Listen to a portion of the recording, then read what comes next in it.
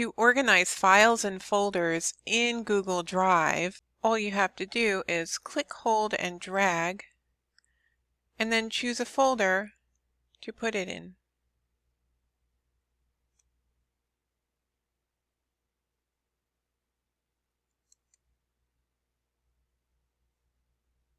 If you have files in Shared With Me, you can drag those files into your folders as well.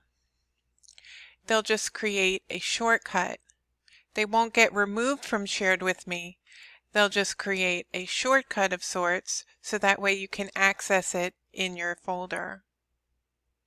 You can also put documents into two folders at once by selecting the document and then hitting Shift-Z on your keyboard and then selecting the other folder that you want this document to be in. So you're adding it here. So now this training testing document is in Practice 2 folder and in the Practice 730 folder. You can also create folders within folders by clicking on New Folder.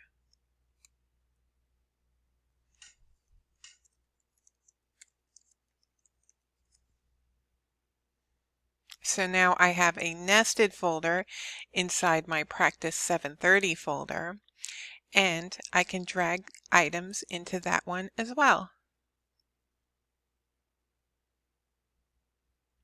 If I wanted to change the color of a folder, I can right-click on it and then click on Change Color.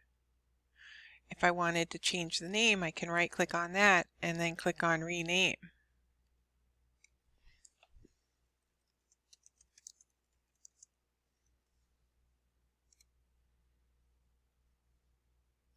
And of course, I can drag folders into other folders.